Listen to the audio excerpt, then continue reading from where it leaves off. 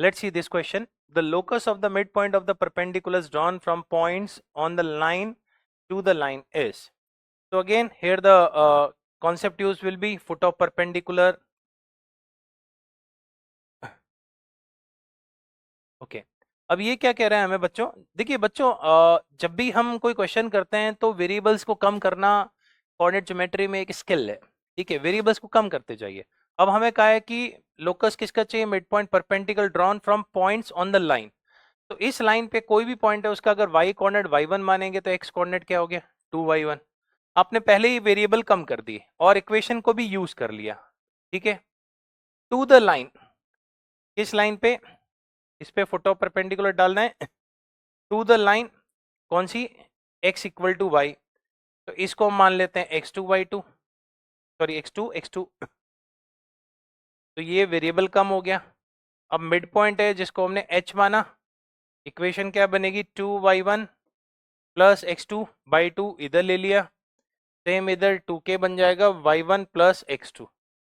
अब दो वेरिएबल है ठीक है, सिर्फ हमारे पास h और k में कनेक्शन निकालना है। अब हमारे पास इंफॉर्मेशन क्या है एक और है, ये परपेंडिकुलर होंगे, ऑब्वियस सी बात है। इसके इस लाइन का स्लोप कितना था 1, इसका क्या हो जाएगा -1, निकाल लेते हैं y1 minus x2, 2y1 minus x2 equal to क्या होगा -1। सॉल्व करते हैं इसको, y1 minus x2 equal to -2y1 plus x2, तो यहां से आ जाएगा 3y1 इक्वल टू 2x2, ठीक है। इन दोनों इक्वेशन को अगर हम ऐड ही कर लें तो 2x2 बन जाता है।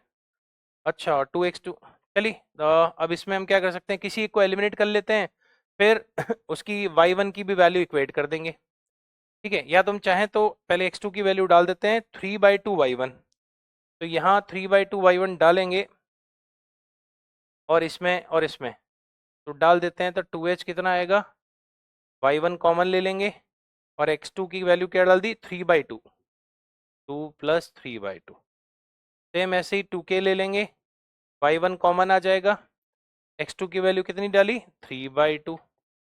अब इक्वेशन 1/2 कर लेते हैं डिवाइड हम, तो हमें मिलेगा h/k इक्वल टू 4 और 3 7/5, बस। तो 5x इक्वल टू 7y, तो बड़े ही प्यार से आ जाता है 5x equal to 7y। So the correct answer is C option, 5x minus 7y equals to 0।